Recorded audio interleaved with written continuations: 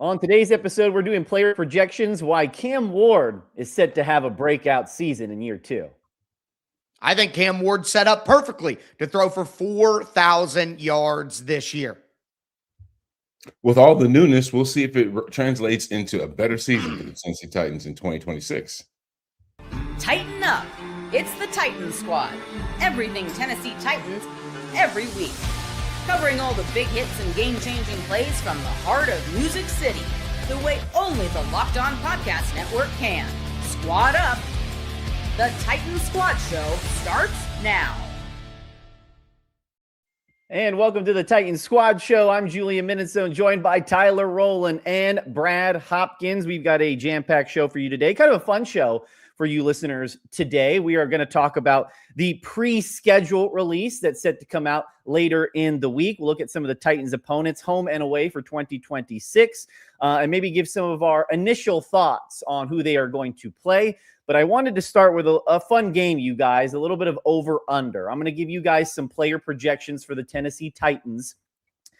These aren't from any website or anything like that. These are just lines that I had set myself for the upcoming season, what I think could be realistic and maybe give you guys something to think about. And you guys are going to go over or under on some of these projections. And we're going to start with the offensive side of the ball because that seems to have the most question marks right now for Tennessee.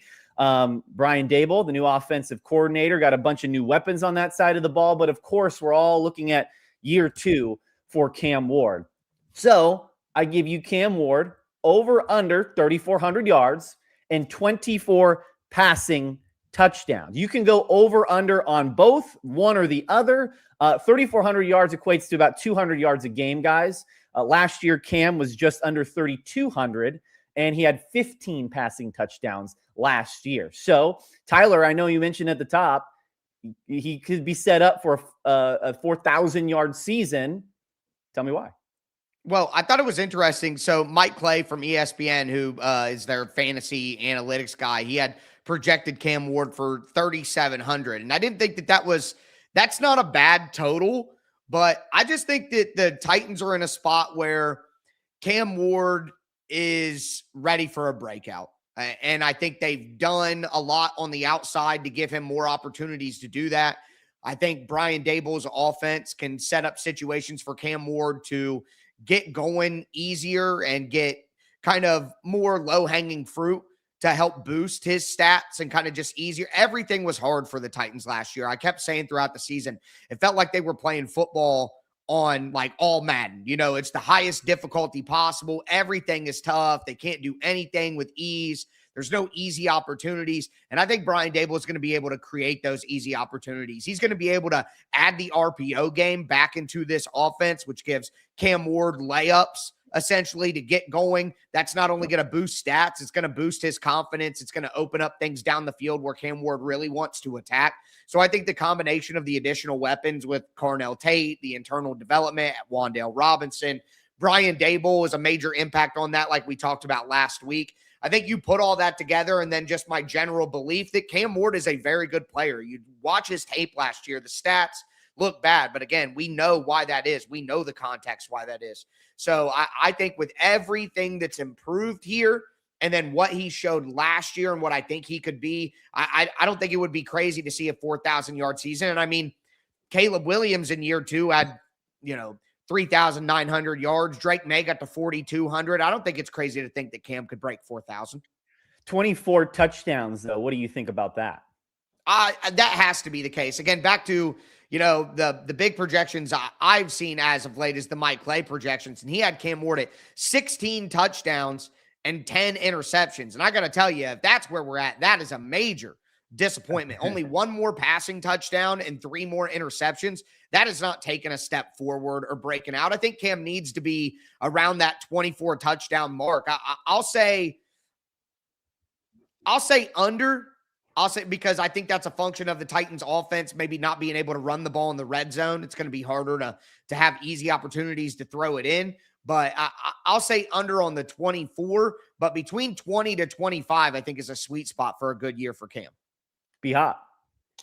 Yeah, I'm going to definitely go with the over. If this were the same team, the same scheme that Cam ran last year, then I think it's more debatable, right? We're really not sure exactly what direction Cam would go in his development. You would hope that it'd be better, but I think when you look at the improvements across the board, not only from maybe the talent that they're talking about playing with, but also the coaches that are tasked with putting him in the right position. I mean, Cam threw for 3,200 yards last year in 2025, running a different offense with different coaching. And if you think Brian Daboll is an improvement from last year's coaching, then you should throw at least a couple hundred more yards, right?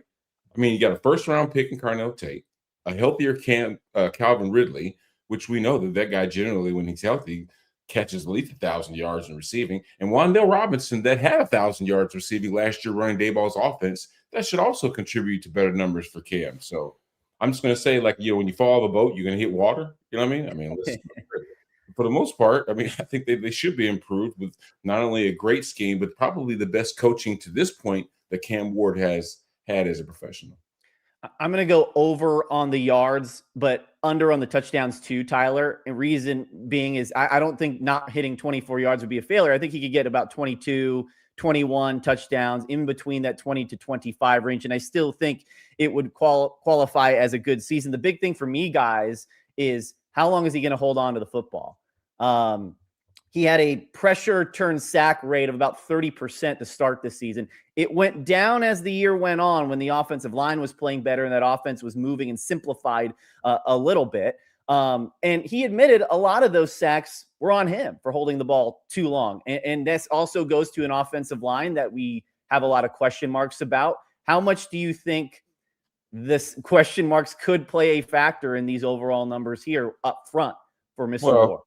I honestly think it's put this way. There's a couple of things that play into whether or not Cam gets rid of the football. Protection is one of them, right? If he doesn't have time to throw, you're probably going to be more panicked and make bad decisions. But at the end of the day, receivers got to get open. You got to get off press coverage. You got to make yourself available. When he's going through a progression, if his first read isn't there, I mean, hopefully the second guy can get off with some coverage, right? Somebody's got to be able to get themselves open. So it's Cam's decision-making, going through his progression, guys getting open, and the time to actually throw the football. Those are the determining factors of whether or not Cam's going to hold on to the football. I know it's been a question, but as long as he knows where he's going, understands what this offense is asking him to do, right? And I'm sure Brian Daboll will probably teach him ad nauseum, where the correct reads are. Just go through what you're naturally supposed to be able to take what the defense gives you, get the ball out of your hands, and let those playmakers make plays. I'll be honest. We know what kind of guy Cam Ward is, right? He's always going to take responsibility. He's going to take the blame. It's on me. That's just the way that he is. So he's right. Some of those sacks were his fault. I mean, I've watched every snap of Cam Ward's season like 3 or 4 times at this point. 8, maybe 9 sacks. Yeah, Cam could have got rid of the ball, but you know how many of those sacks, and I would say more of them are, it's either the offensive line loses, the defense just calls the right pressure and they beat what you have. And it's just, there's nothing you can do. The quarterback holds the ball too long, doesn't see somebody, or the wide receivers simply don't get open even when there's time. I would tell you last year, and the reason and we could get to it, the reason I'm like disappointed in the way that they've handled the offensive line is because I felt like at times last year, the offensive line was just better than the way that the play went. And especially later in the season when things got settled, felt like the unit was in a good place. And Cam's holding the ball, yes, but it's because he actually has time. And it was like college for a little bit, but there's nobody open. And eventually the offensive line can't hold on for 3.5, 4 seconds. That's just crazy. And Cam did get rid of the ball more, but part of this sack and protection conversation that we don't talk about enough, we talk about Cam's responsibility in it, and we talk about the offensive line. But if there's nobody open because wide receivers can't separate against man, if the coach is constantly getting beat where he's calling a cover 3 beater and the defense runs man, and it's or he's running trips with motion to beat man, and then they drop into a zone, and the coach is getting his ears boxed in tactically every single week, and the wide receivers aren't getting open because the talent isn't very good. Well, it's not just Cam and the offensive line's fault then that sacks are happening. And I think improvements in those departments, like we're talking about with the weapons, with the coaching, that will, even though the offensive line looks a little worse and we're a little worried about it, Cam will get better. The weapons and the coaching got better. So that's 3 or 4 components to me, which, although I'm worried about the offensive line, I still think it's going to be good enough where Cam can hit some of these goals that we're talking about. And one of those weapons we were talking about is Carnell Tate. We talked about his projections a little bit last week, but wanted to reiterate them today. The line I have set for Carnell Tate, 850 yards, 5 receiving touchdowns. B-Hop, what do you think about that? Well, I already picked or predicted Carnell would have over 1,000 yards, I think, in our last previous show, simply because of the position in this offense, first off. I mean, if they can establish the ground game, it'll be more likely that Tate has 1,000 yards since he'll be the vertical threat, that option, right, that takes defenses deep. That might draw single coverage until he catches fire. And then, of course, it's back to stopping the back to the run game, basically. So I think by position, him being the number one, he's going to be featured in this offense. And until you take away his route running, until you actually slow him down, maybe you put a guy over top of him and you shell him, he's going to get 1,000 yards just by design. I got to tell you that, schematically speaking, I think that you're right on, Brad. He's got a great opportunity here. If you go look at, there's a combination of what defenses do and what Brian Daboll likes to do. So a lot of teams play cover 4 now, and you can match cover 4, and, the backside safety can take the crossing route and pick it up and helps take everything away. Well, what a lot of defenses do is when you're in cover 4 and there's a trips to one side, they just play man coverage on the backside. We're just going to man our cover 4 quarter, outside quarter. He's just going to play man on the isolated wide receiver, and we'll let everybody else deal with the trips.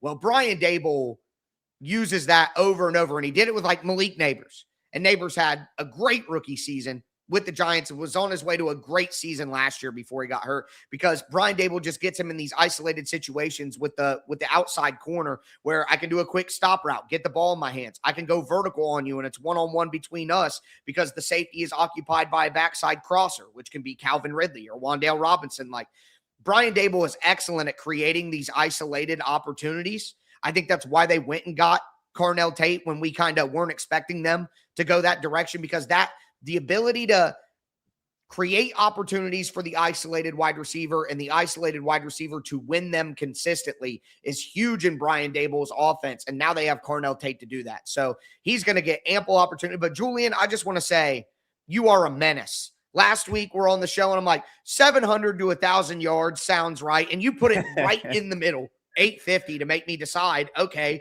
which half of that are you going to decide? I'm going to say under. Let me say it's I think like 825 sounds about right to me. 850, we're getting to 900. If he gets over 850, we're talking about he's in the rookie of the year conversation.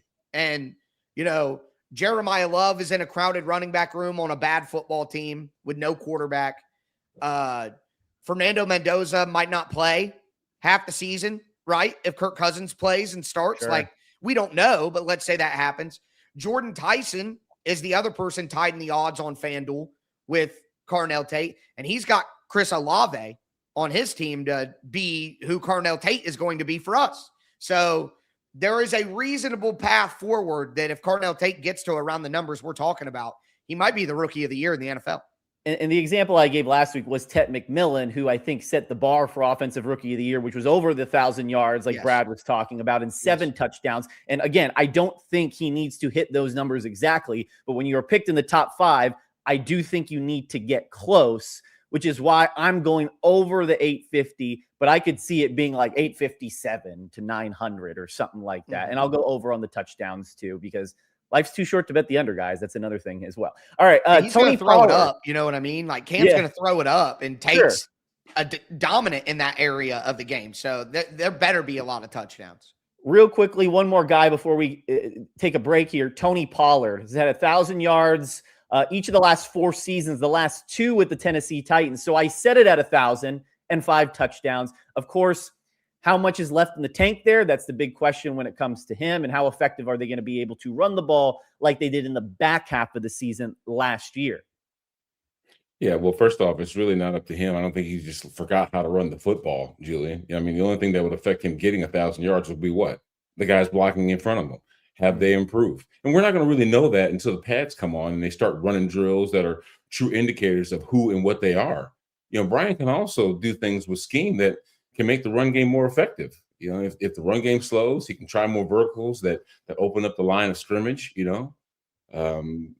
that may have to come from the intermediate stuff, like, throwing to the slot or the tight end if there's protection issues, or running Cam more often. That can also open things up. But I think the way that Brian traditionally has used the running back, I mean, when he had the luxury of a Saquon Barkley, I mean, he's going to tap into exactly winning the line of scrimmage through the run game, and that opens up the entire offense. So unless Tony Pollard has forgotten how to run the football, and he hadn't done that in the last 4 seasons, rushing for 1,000 yards, I don't see why this year would be any different than the ones he's had previously.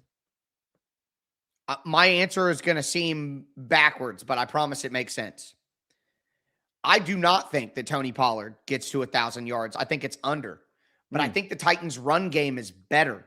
Remember, the Titans' run game for 2/3 of the season last year was terrible. Like, horrible. Absolutely terrible. Like, it's easy to forget about that because it got so much better. Like, the big runs from Pollard against Cleveland and San Francisco, and like, it got better.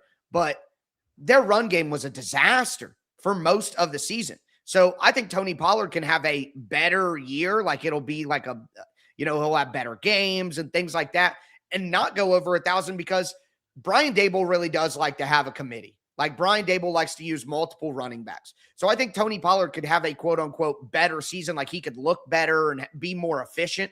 You know what I mean? But I think Nick Singleton is going to be a factor. They're going to get him on the field. And I think Tajay Spears, while he's had his ups and downs and durability stuff and things like, Spears is explosive and makes people miss and is a jitterbug out there who can really hurt defenses. So I think Brian Daboll is going to rotate these guys to the point where even if the Titans' run game is better, Tony Pollard could have under 1,000 yards because they just try to switch things around. And then you have the offensive line concern. Maybe it's not better because, we got young guys, unproven guys on the inside. So I'm going to go under on Tony Pollard, 1,000 rushing yards, but I don't think it's a negative to say that. I think it's for positive reasons. Let me add this real quick. If this offensive line has some relative success, I'm saying relative success against that defensive front, they're going to run the football over everybody. I mean, think about what they're contending with. You know what I mean? John Franklin Myers, Jeffery Simmons, that lot over that side of the football, Cedric Gray, obviously now Anthony Hill Jr. If they can run the football consistently in practice during the week, that makes weekends easy. You know what I mean? So I think that whole iron sharpen irons concept we need to tap into. Great. Now, conversely, this could be sickening to watch them not be able to do anything. And just like the camps we've had previously where Jeffery Simmons was just expressing his dominance, that they couldn't block him. If that's the case every day, then we're in trouble, or rather Tony Pollard's in trouble. So I think in essence, they can be better because of the matchups that they're going through on a regular basis during the week, which then makes Sundays just like pedestrian. Yeah, and that defense, the hope is that it gives the offense more opportunities, gets the defense off the field and gets some stops, which should help. And now how about playing with a lead too, if you're the Tennessee Titans, to allow to run the ball a little bit better? Because the eye rolls for you two say it all right there. I'm going to go over just for the sake of the argument here, just because I felt like last year that 1,000 yards might have been the quietest 1,000 yards we've ever seen. It's like, whoa, you look at week 17 and he's over 1,000 yards already. So we'll see how it impacts with the 3 running back room there with Tajay Spears and Nicholas Singleton as well. Okay, on the other side of the break, we're going to talk about some defensive over-unders, including Jeffery Simmons. Is he poised for another big year with the Titans? That's next.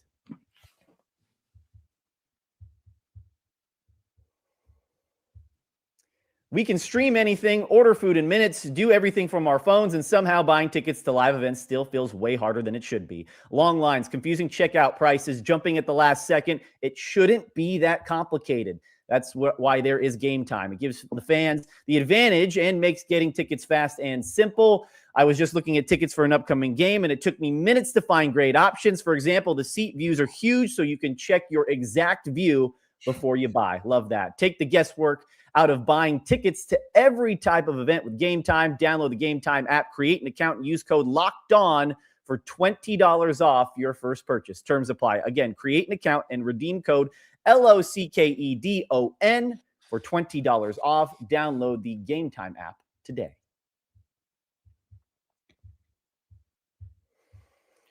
All right, fellas, switching to the defensive side of the ball now. Jeffery Simmons had a career-high 11 sacks last season, and now he's got a new running mate up front in John Franklin Myers. So I have his over-under set 11 sacks. So you might as well. That was his career high. And 65 tackles. He had 67 last season. So what do you think about Big Jeff, particularly with that sack number? Because I'm interested to see what you guys would say. Well, 11 sacks was by far his best season in the sack category. Before that, his best totals were like 8.5 sacks back in 2021. I think he had 7.5 sacks back in 2022. But Big Jeff is also probably in the best shape of his career. And he's also knowing how to handle double teams better than previous seasons. So he may be asked to do things differently from the interior to free up the outside. But if you look at Robert Saleh traditional defenses, those guys in the middle can eat. DeForest Buckner had 12 sacks from the interior back in 2018. Eric Armstead, he had 10 sacks back in 2019. Quentin Williams, when he was in New York, he had 12 sacks. So the guys in the interior, they actually can do it. But if the Titans are better on the edges, then he'll have less double teams and maybe more opportunities. So that's kind of the way I'm looking at it. If they can improve in other spots, then it's harder to key in on Jeffery Simmons. But his strength is obviously his strength, and he's improved his motor, so it'll be hard to keep him out of the backfield, guys. I thought it was funny, Brad, some of those guys that you mentioned on that list, you know whose defense they were in when they did that? Robert Saleh. So I think, I think if you take the clear trend that dominant interior players can have big time pass rush seasons in Robert Saleh's defense, and then you add in that I would say that Jeffery Simmons is the most talented player, like just raw talent of anybody who you just mentioned on that list, I'm saying that he's going over. I think Jeff is about to have a massive year. And I don't even think that T'Vondre Sweat is a bad player. Sebastian Joseph Day, I wanted to come back. I like Sebastian Joseph Day as a depth player in the NFL. They ain't John Franklin Myers, especially as a pass rusher. So, you add that, and the way that the defense has been constructed, the Titans did not put a premium on speed rushers that can run that wide loop up at the top. They wanted power rushers like Folk and JJ and Femi, who just collapse the pocket and force the quarterback to come up, which is going to push them into your prized tandem of Simmons and John Franklin Myers. So I think that I'm expecting JFM to have between 8 and 10. I think Simmons is looking at 14, 15 sacks. Wow. I think he's going to go absolutely nuclear. I think there's going to be in the defensive player of the year conversation, which he should have been last year anyway. I think this might be the crowning jewel season of Jeffery Simmons' career, where his intelligence, his fitness, his professionalism, his talent, his age, his knowledge, and the scheme, his talent around him, I think it all comes together this year. I think 14, 15 sacks for Jeff. I think he's going to go insane if he's healthy. Yeah, I'm going to say over on both as well, maybe 12 or 13. And B-Hop, you mentioned his fitness. Last year, Jeffery Simmons, 25 pounds down or whatever he is. People still have to remember, he's still 300 pounds at that point. Right. So, the big question was, is he going to lose that strength, that power because he is losing that weight and gaining some speed? No. That was not the case, B-Hop. Yeah, I think that when you look at the seasons that he had 5.5 sacks, or even less than the ones I mentioned in 2019 or 2022, I think that at the end of the day, his cardio caught up to him. Also, big guys leaning on you, all the time. It just had an effect. But if you think about him shedding those pounds, him being in better shape, him understanding more of what offenses are trying to do to neutralize him, he's a smarter, more mature player that's in better shape. And I think you think about this, fellas, at some point in time, they're going to have to pay Jeffery Simmons, right? So he's just stating the case now as to why he should be one of the highest paid interior defensive linemen in the game. It's well qualified. He is the Tennessee Titans by identity. Whenever you start talking about the Titans nationally, you can't not mention Jeffery Simmons. Why? Because of what he's been able to do, his disruptiveness, and how offenses definitely have to know where he's at on the field at all times. So 11 sacks last year was the most he's ever gotten in the season. But I think that that's going to become his average. There you go. I think he might be under on the tackles, Julian, just because Robert Saleh rotates the defense so much. Sure. He'll probably want to give him breathers and stuff like that. But again, it's like he's going to have more sacks, maybe a little less tackles. Hopefully he's not asked to do so much consistently in the run game, and he can just unleash as a pass rusher. But I think we're in for a magical season. You're right, Brad. He's going to get paid soon. And I think I was saying 33 million a year with Will Anderson going up as high as he did. What was it? 50 million a year. Yeah. I think Jeff might get closer to 37, 38, maybe 40, being the best interior defensive lineman. 3 years, 120 on an extension with 100 million guaranteed, something like that, 80, 90. I think that's where we're going. And I think he's going to be worth it. Jeff Simmons set for a big season. Will Anderson and Travon Walker both getting paid in your division. And so that only sets the market for Big Jeff to have a big payday. Our next over-under candidate right here, maybe one of the most intriguing, is Anthony Hill Jr., the rookie from Texas, the linebacker. A lot of people excited about him, potentially calling him one of the best players that the Titans picked in this draft class, if not the best. Tyler, I know you mentioned that he was going to have the best season of any rookie. So I have his over-under set as 65 tackles, 3 sacks, 2 picks as well. I'm going to push on the sacks and interceptions. That's a good year right there. Like, I can't expect him to have too many, especially when he's got to get smarter in coverage. But over on the tackles, I think him and Cedric Gray are just going to be like moths to a flame out there, just all over the place all the time.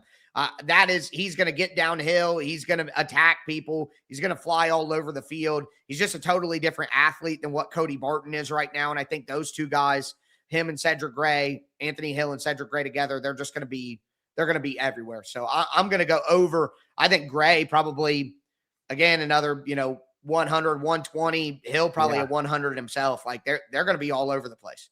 Yeah, 100%. I mean, Cedric Gray had 164 total tackles, 97 of them by himself. So we know the cat can flat out fly. But the only thing is, I can't give everybody overs, right? is that Pollyanny? I got to give somebody an under. And I'm only going to give him an under because, he's a young guy and he's not the focal point of the defense like Carnell Tate is. I can give him over 1,000 because that guy's going to be a feature in Brian Daboll's offense. But, him still being a rookie, him still learning how to pass rush, him still, trying to learn how to put himself in certain situations. There will be some adjusting that needs to be made. So I'm not expecting him to kick the door in and be all Cedric Gray in his first year.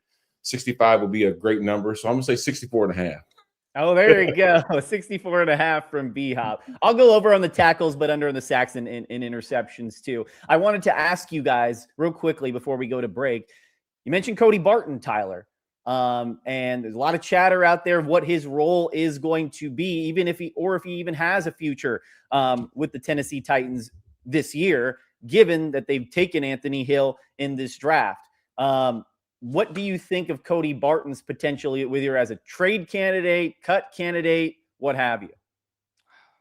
I don't know that anybody's going to trade for Cody Barton. At this stage, I think most people are optimistic about what they've done.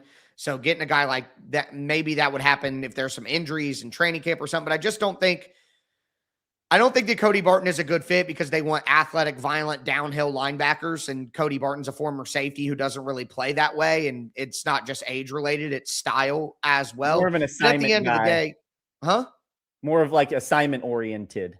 Yes, exactly. He's going to do the right thing. He was okay in coverage at the end of the season. But for me, you do need veterans in the locker room too. You have Cedric Gray's going into year 3.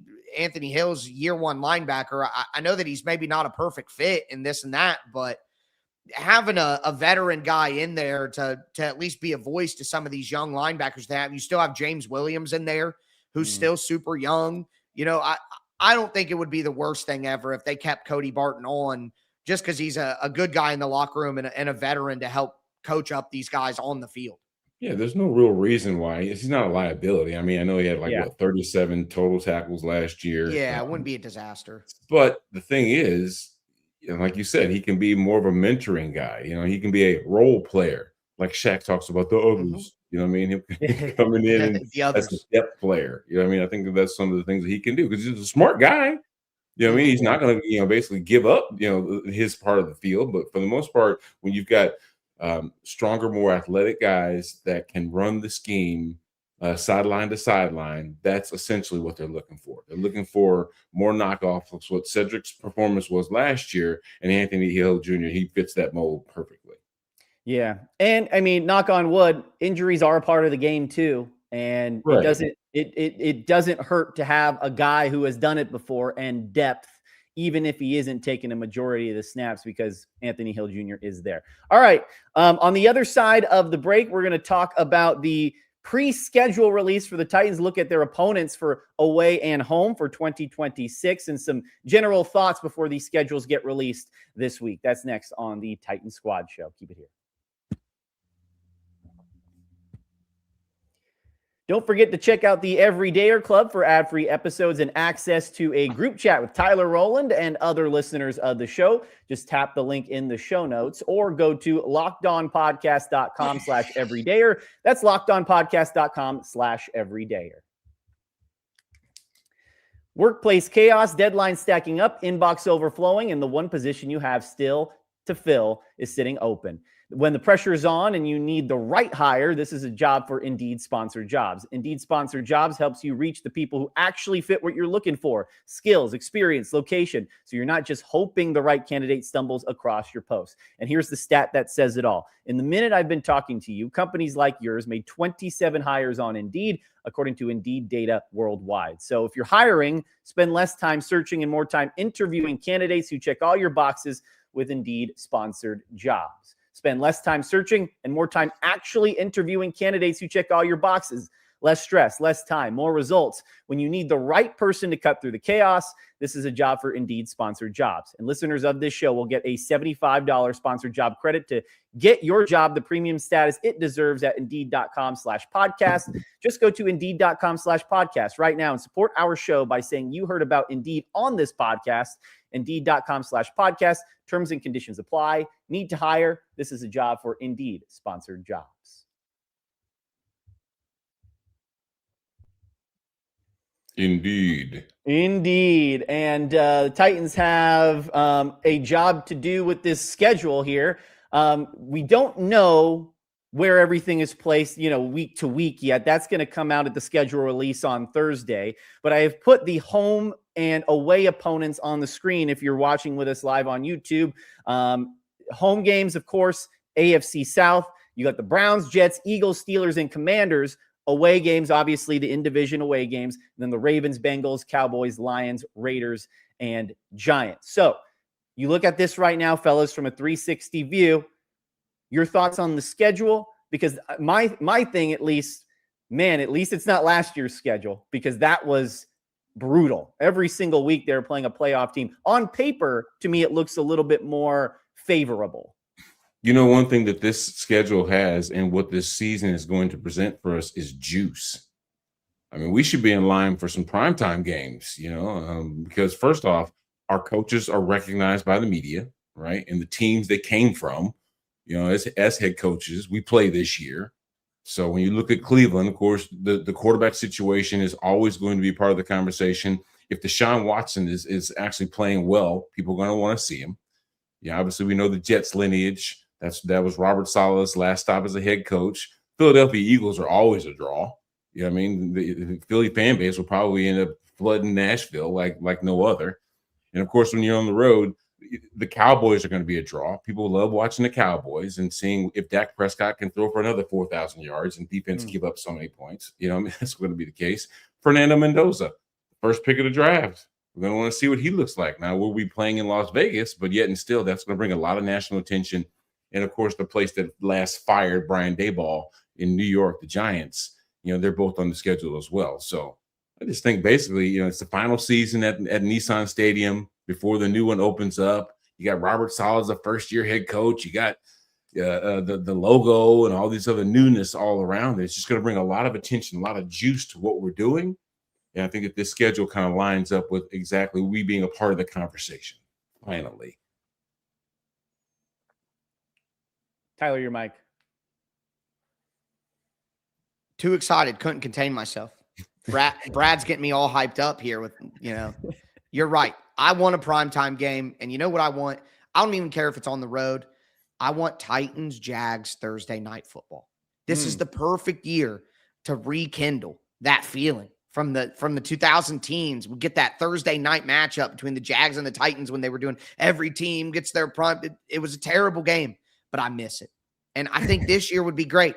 The Jags were good last year. So there you go, NFL. There's a good team. You got a good team in primetime. All right, you got one. All right. And The Titans are interesting. Cam Ward's good. All the changes Brad said.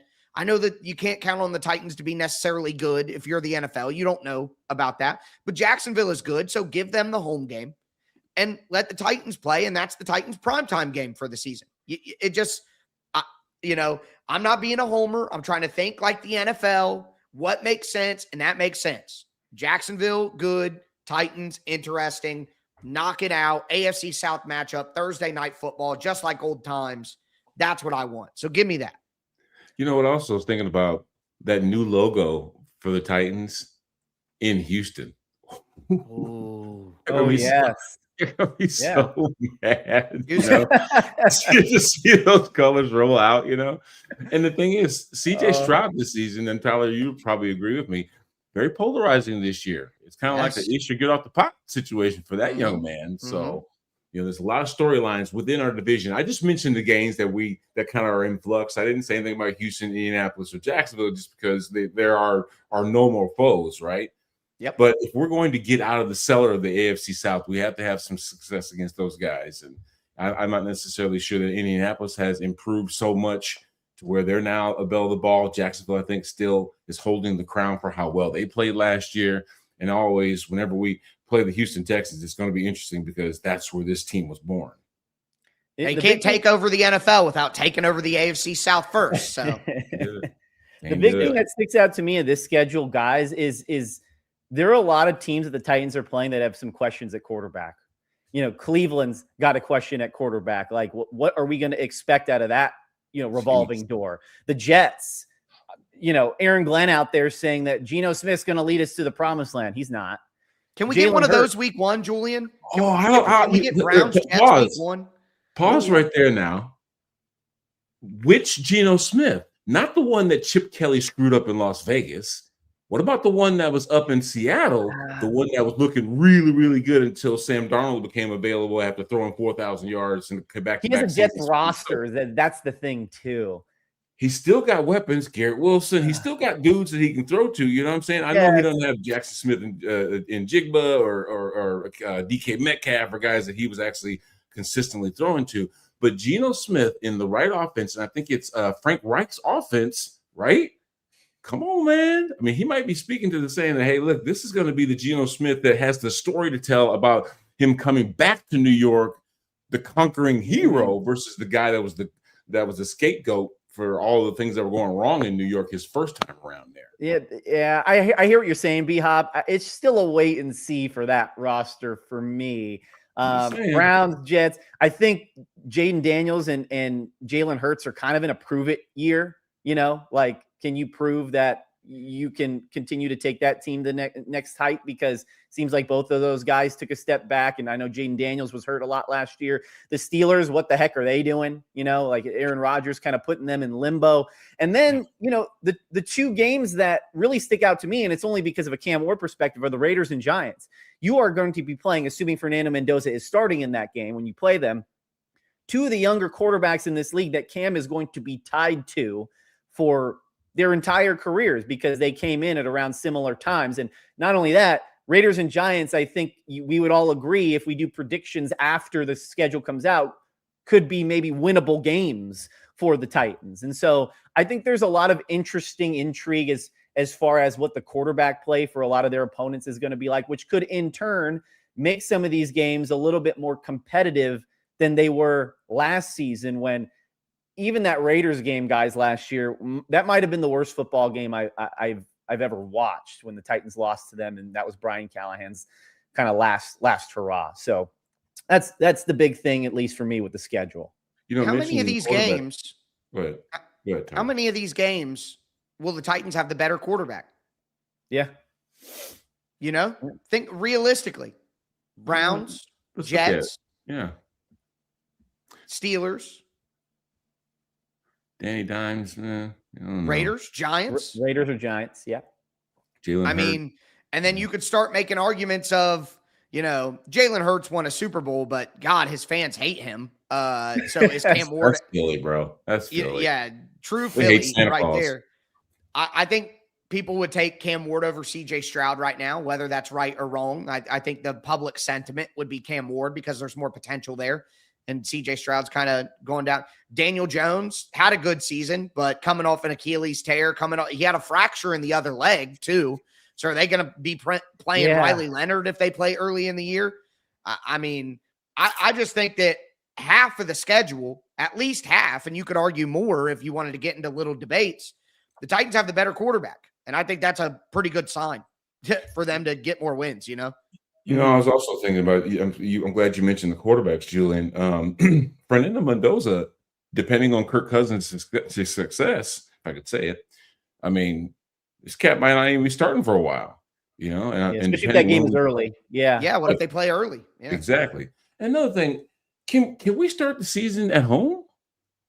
Can we do that? That's what I'm saying. Browns, Jets. Can I have one of the Browns or Jets to start the season? They've been on the road for like 3 or 4 years. I'm tired of it, Grandpa. I want the Jets or the Browns. Like, sorry, I can't. It's from the movie Holes. It's a classic. Julian, I know you know about it. Yes. Yeah. Can you imagine if they started off Browns, Jets, and you see the 2-0 Titans and the conversations around that? They're throwing a parade here in Broadway if that happens. And it makes sense, too. Like, I try to think about it logically from the NFL's perspective, why this matchup would be exciting. And if it's the Browns, you get maybe Shedeur Sanders, Cam Ward. If it's the Jets, you get the Robert Saleh, former team, Geno Smith, you know what I mean? Like, I think Titans-Jets week 1 would be great. I just think it makes sense for everybody. No, don't do Jets. Give me the Browns. Don't do the Jets. I'm telling you, man, Geno's going to be better. I hear Geno Smith, Frank Reich in the big 2026, and I'm sorry. I do not get worried about that. I can't help it. We'll circle back around after that game happens and is scheduled, and we'll see who was right on that front there. We're, of course, going to talk about the NFL schedule and the Titans specifically when it comes out this Thursday. Tyler, I'm sure you'll be talking about it on your Locked On Titans podcast right as it drops, and B-Hop, Kayla, and I will be talking about that on Friday as well. All right, on the other side of the break, we are going to take some questions and comments from the viewers. We have a few in our live chat with us here on YouTube.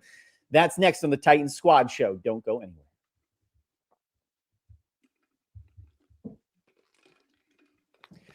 All right, everybody. Let me see. We had a couple questions here for you guys. Where was the first one? Okay, here we go. This one is a comment from Gavis Cacone 2004. You guys are going to be shocked how much better your team is this year. Your defense is 10 times better. Cam in second year. This is going to be an exciting year. Expect 12 wins, not 7. I do think the team will be better, guys. 12 wins. I think, Tyler, you're gonna go nuts if that's 12. Yeah, who wouldn't? We're going to throw a parade in the street. The Titans win 12 games. I mean, give me a break. Like, that would be crazy. But, it must be nice. He says, you guys, which to me implies that he's maybe not a Titans fan. Right. It must be nice to just drop in, raise expectations, and then leave with no consequence. And when they don't win 12 games, guess who's not going to care? Gavis Con 2004. That's who's not going to be hurt by that. So don't be coming in here raising expectations for everybody and then not having to deal with the disappointment, Gavis. I don't like that. But no, thanks for watching for sure. I hope so. I hope you're right. But there's no way as a fan of this team for 27 years that I'm going to set myself up and say they're winning 12 games this year. I can't expect that. No, that's a lofty goal, one that will be tremendous if it actually happened. Because while we are reporting on the team intelligently, we still have hopes that this team's a good team. Now, I'm gonna tell you this. I mean, we went 8-8 for 2 straight seasons before we actually opened up the new stadium. Now, I don't want this to happen before the new Nissan Stadium opens, but with all the newness, you can't help but think that that's going to create some buzz. You know what I mean? And that's really what this team needs. It needs that following of hope that fans bring into a stadium. So while we're watching the closing of an era where the old Nissan Stadium will be playing its last season, those people that show up to the games, and if the Titans give them something to cheer for, it's symbiotic. It's collaborative, because at the end of the day, players need fans, the energy that they bring to help get them through tough moments. You know what I mean? When you start hearing third down, and they need to get off the field, and the teams and the fans are standing up and they're making it loud, and the quarterback is on the other side like he can't hear anything. That's what players feed off of, right? Now, if they're playing close, if they're playing good football, then you'll see more of that every single week, to the point where people just won't want to have FOMO. Hey, did you see what the Titans were doing the other day? Did you been to a Titans game yet? You know what I mean? If you say no, are you kidding me? You don't know what you're missing, man. I mean, you can watch it on TV, sure, and all that, but for the most part, people are going to want to say they've been there. You know how many people see? You know how many people saw the Music City Miracle in person? 1 million. 1 million people didn't see the Music City Miracle. Only seats 67,000. But if you ask the people around town, I was there. And I've been getting that for years, still to this day. Every time I bump into somebody, I was there, B-Hop. I was there, B-Hop. I'm like, you know what? I think my tally has been over 100,000 so far. But I get it. I understand. It was exciting. You were a part of it. And think about that seminal moment of the Music City Miracle and how that thing catapulted us into the AFC Championship game so we can beat Jacksonville for the third straight time. It was the fans. It was the buzz. It was the energy. And like I mentioned earlier, when we were talking about our schedule, the juice. So I don't see 12 games, but I definitely see the type of situation that makes people really want to roll out the checkbook for 2027. And I think the last year in the stadium, there's a nostalgia factor there of, hey, man, I know that we've been selling our season tickets but we need to get down there for a game this year because it's the last year in the stadium, So I'm hoping that helps things turn out. But you're right about the fans, Brad. You know why? Because human beings need people to believe in them. That's the belief.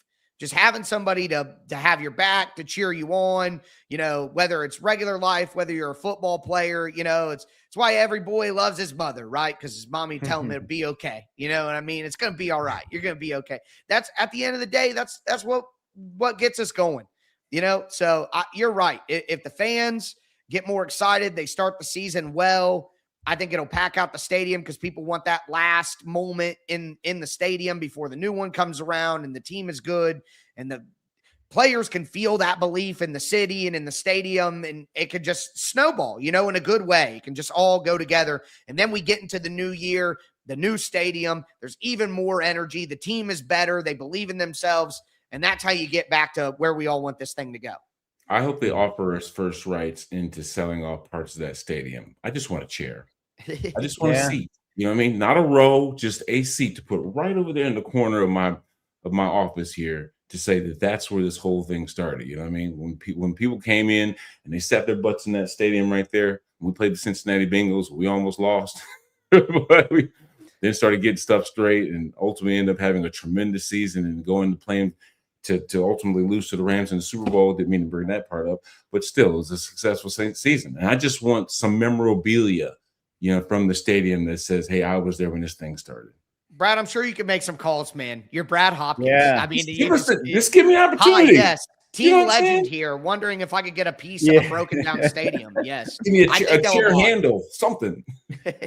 Based on your tally of who was at the Music City Miracle, there are a lot of seats there ready to be given away. That's for sure. There's a lot of money to be made in that, Julian. Seriously, when they start auctioning off parts of the stadium, these people that are generationally been watching the Titans, they're going to go in there. They're going to pay for that stuff. I just want my chance to get something before they sell off everything. Yeah, no doubt. I like your chances. That's a message to the Titans out there, to the team in the front office. Brad has a special request for you guys. Shoot, I was going to call Brad to ask him to help me get something. That's what I was. Let me get my chair first, Tyler. Then I'll work on you guys. I can be patient. All right. Pruitt11 asks, is there any way that if Femi doesn't improve at edge, we could move him to linebacker, especially if Cody Barton is gone? I'm generally against position changes in the NFL. Maybe offensive tackle to guard, but I think, he failed at edge. We'll move him back to linebacker. He's a, corner. We're going to try him at safety. Oh, move him from wide receiver to tight end and all that position change stuff. I just don't think that it's realistic. If they were good enough to be a linebacker in the NFL, they would have just left, had him be a linebacker in the NFL. So I think it's edge or bust for Femi in the NFL. He's not a fluid enough mover to play at the second level full time.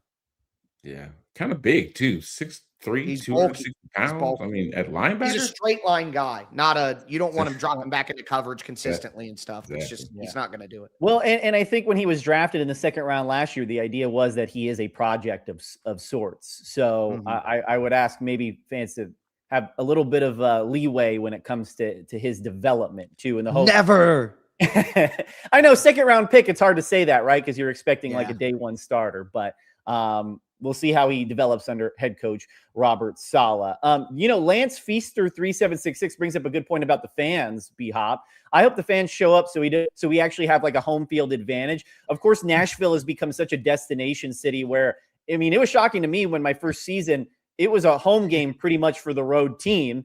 But, if you win games, you start to create that buzz and it becomes less and less that way.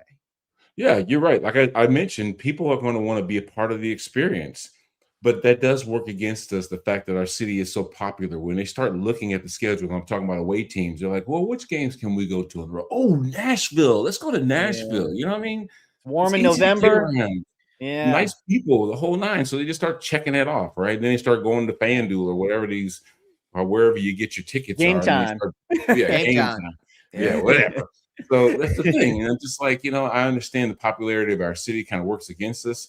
But if the locals, the people that have been taking their kids to games and have been just finally waiting for something to go down there and watch, that really makes them walk back across that pedestrian bridge with a smile on their face, then this should be that type of environment. You know what? Winning is the most alluring thing. It's the best smelling cologne ever. So if this team is winning ball games, people across that river are going to be like, what is that? That smell like Titans right there, man. I want to be a part of that. You know what I mean? So, we have one more question here. It comes from Titan14 _. Do you think the Titans will add more veterans? I think one of the big names on that is potentially Kevin Zeitler, if anything. But I don't know if they add Zeitler until they figure out what they have at right guard. Like they were going to try out, Carmona and Slater and Volson and see what's there. And then maybe Zeitler comes into the picture if they don't like it. But I don't know if it's going to be a ton more veterans if they add any. No, I think it wouldn't be until closer to training camp because what they're going to do is over the next, 4 or 5 weeks where they have these sessions of OTAs, they're going to get out on the field. They're going to see how guys are absorbing the playbook. Do they know they're not going full speed hitting people. You know what I mean? But do you know your assignments? And I think that's the first, and Brad, you can obviously give us more, but I think that's the first checkbox for a player, a young player is, do you know your assignment? Do you, when they change the front, do you know how to adjust? Do you know what this protection call is? The mental box is the first box that has to be checked. And if you're capable of mentally understanding what you're being asked to do as a rookie, then we'll see if you can physically execute it. But the first step is to understand it mentally. So I think if these young players don't check the box mentally over the next 3-4 weeks as they do OTAs, mandatory minicamp, then I think the Titans will recalibrate in that little summer break window and say, hey, we weren't overly impressed with these young guys during the summer workouts. Let's grab a veteran in here before we start training camp. And that's good for the veterans too, because then they don't have to do all the OTAs and they can just come in training camp, which for a guy who's 36 like Zeitler makes a ton of sense. So if they add a veteran, I think it won't be until before training camp in July. Mm-hmm. Yeah, I think that this team has a nice little balance of free agents and rookies, right? I think that you've got the Wan'Dale Robinsons that are familiar with this offense. Calvin Ridley's been around on a few different teams and has had success in previous stops. We talked about the interior of the offensive line, having veterans, but that might be challenged by a couple of young guys in Carmona and Coogan. But in essence, there's a nice balance. Defensively, they've got all the veterans. There's tons of guys on that side of the football, with only maybe a couple between Keldrick, Falk, and Anthony Hill that might see the lineup sooner than later, as far as a starter. But I do think that they have a nice little blend of guys that they can rely on because they've been there, but also young players that they've drafted that have talent to be developed. Yeah. No, indeed. That's a good point, B-Hop. Well, that'll wrap us up for today's show. We're excited for the schedule to come out this week. We're going to break it all down. We're going to have all the content for you when it comes to that at the end of the week, whether it be on the Locked On Titans podcast with Tyler Rowland or right here on the Titans Squad show this Friday. We wanted to make sure you like, comment, subscribe wherever you get your podcasts, and join us on YouTube Live, at least of the Squad show twice a week. But for now, I'm Julian Minutestone. That's Tyler Rowland and a tired Brad Hopkins. We'll see. That was you a guys lot of work. Podcasting next stuff. time. Yeah. No, I watched the Lakers last night till like midnight. It was crazy. Don't even remind me, B-Hop. Don't even remind me. Sorry. We're still in mourning. All right. We'll see you guys next time.